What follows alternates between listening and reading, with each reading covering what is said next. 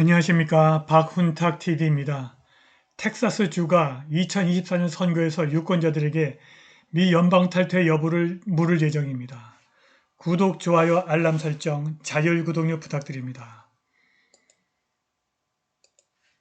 텍사스 공화당이 2024년 3월 주 공화당 예비선거 투표 용지에 텍사스주가 연방에서 탈퇴해야 하는지 여부를 묻는 구속력 없는 질문을 포함할 예정입니다. 12월 1일 금요일에 독립 텍사스를 조직하는 주요 단체 중 하나인 텍사스 민족주의 운동 TNM은 텍사스 공화당이 주가 어떻게 해야 합니까? 라는 질문을 포함하도록 강제하는 데 필요한 서명인 수를 확보했다고 선언했습니다.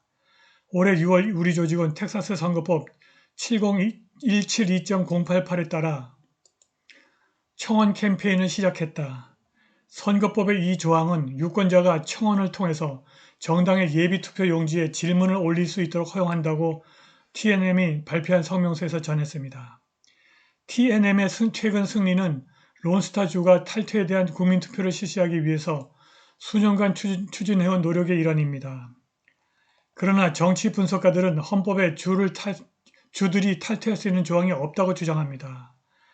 TNM은 해당 질문이 공화당 예비투표에 성공적으로 포함되고 통과되더라도 법적인 구속력이 없으며 텍사스가 실제로 미국에서 탈퇴한다는 의미도 아니라는 점을 이해하고 있습니다. TNM은 이 질문이 단지 자문일 뿐이라는 점을 이해한다고 언급했습니다. 그럼에도 불구하고 공화당 상원의원 테드 크루즈는 만일 사회주의 민주당과 공산주의 바이든 정권이 의회에서 그들의 파괴적 아젠다를 통과시킨다면 텍사스의 미 연방 탈퇴는 테이블에서 사라지지 않을 것이라고 말했습니다. 프린스턴 대학과 하버드 대학을 졸업한 텍사스 공화당의 테드 크루즈는 헌법을 앞뒤로 잘 알고 있습니다. 그는 세 번째 텍사스 법무장관으로서 미국 대법원에서 론스타 스테이트 사건을 성공적으로 변론했습니다. 비록 지금은 연방 탈퇴를 선언하지 않지만 크루즈는 최근 백악관과 의회 민주당이 그들의 마르크스주의 어젠다를 의회를 통해서 추진할 수 있다면 연방 탈퇴는 텍사스를 위한 뚜렷한 선택으로 남아 있어야 한다고 최근 말했습니다. 미국의 대형은행들이 지점을 폐쇄하고 있습니다. 미국에서 대형은행들이 일주일 만에 64개 지점을 폐쇄하겠다고 신청했습니다. 통화감사원 자료에 따르면 11월 12일부터 18일에 걸쳐 여러 은행들이 지점 폐쇄를 신청했는데 PNC은행이 가장 많은 신고를 했습니다. 피츠버그에 본사를 둔 PNC은행은 펜실베니아 5개, 일리노이 4개, 텍사스 3개, 엘라바마와 뉴저지 각 2개, 인디애나, 오하이오, 플로리다 각 1개 등 총 19개 지점 폐쇄를 신청했습니다. JP모간 체이스는 오하이오에서 3건, 코네티컷과 사우스캐롤라인에서 각각 2건, 뉴욕, 일리노이, 플로리다, 매사추세츠를 포함한 11개 주에서 각각 1건의 서류를 제출했습니다. 시리즌스 뱅크는 뉴욕에서 6개, 매사추세츠와 델라웨어에서 각각 1개, 총 8개의 지점 폐쇄 신고로 3위를 차지했습니다. 미니애폴리스에 본사를 둔 US뱅크는 테네시에서 3곳, 미주리, 위스콘신, 오하이오, 일리노이에서 각각 1곳, 총 7곳의 폐쇄를 신청했습니다. 뱅크 오브 아메리카는 뉴욕에 2개, 텍사스, 매사추세츠, 캘리포니아에 각각 1개씩 총 5개의 서류를 제출했습니다. 시티뱅크는 2곳의 지점 폐쇄를 신청했고 스털링, 브레머, 퍼스트 내셔널 뱅크 오브 휴 스프링스, 윈저 FSNLA 및 아루스투크 카운티 FSNLA는 각각 1개의 폐쇄 신청을 했습니다. 뿐만 아니라 현재 미국 전역의 주요 은행에서 자동 정산소 ACH 실패로 인해 급여가 제대로 지불되지 않고 있습니다. 수백만 건의 이체가 실패하거나 지연되어 사람들이 급여를 받지 못하고 자동 지불을 할 수 없게 되었습니다. 미국이 은행 붕괴의 한가운데 있는 것 같습니다. 설상가상으로 연준조차 자동 정산소 문제에 영향을 받은 미국 은행들에게 스스로 알아서 해결하라고 통보했습니다. 자동 정산소 전송 메커니즘인 사이버 공격으로 인해 간신히 6만 개의 전송을 수행할 수 있었습니다. 이러한 사이버 공격이 실제로 발생하고 있지만 은행은 대중의 공황을 유발하는 것을 원치 않기 때문에 이에 대한 소식은 종종 비밀로 유지됩니다. 이러한 간섭으로 인해 온라인 뱅킹을 사용하는 사람들의 최대 90%가 연결되지 못했습니다. 이러한 위기는 중앙은행 디지털 통화를 받아들이도록 사람들을 끌어들이기 위해서 조작될 수 있습니다.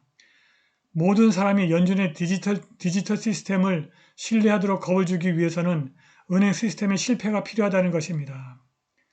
연방정부가 내년부터 순차적으로 만기 도래하는 국채를 CBDC로 상환하려고 준비하는 것 같습니다.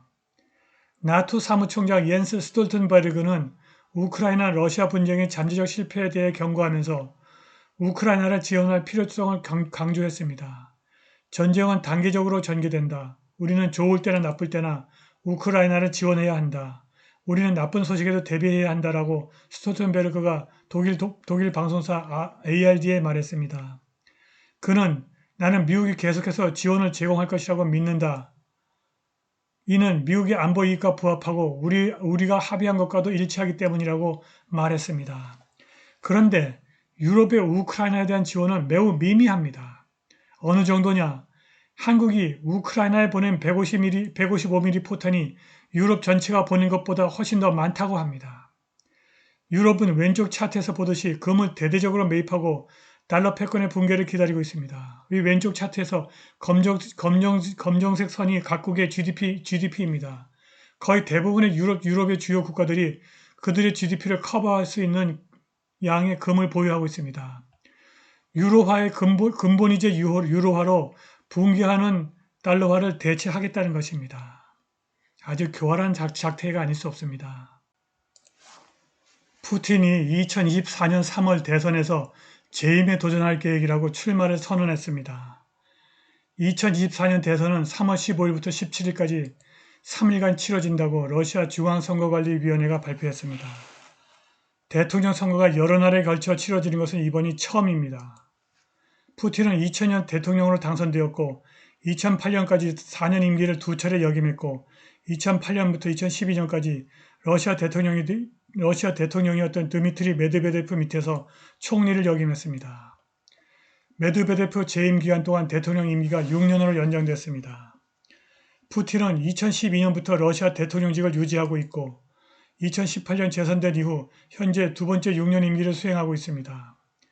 러시아 헌법은 대통령의 6년 임기 연임을 허용하는데 푸틴은 원할 경우 2024년 그리고 2030년에 사실상 대통령에 출마할 수 있게 되었습니다.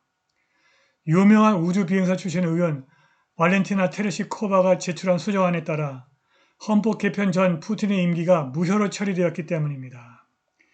2000년부터 지금까지 러시아 경제의 고도 성장을 가능케 했고 80%의 지지율을 가진 푸틴이 가능한 오랫동안 대통령직에 머무르게 하려는 러시아 사람들의 깊은 지혜가 돋보입니다. 오늘 방송은 여기까지입니다. 감사합니다.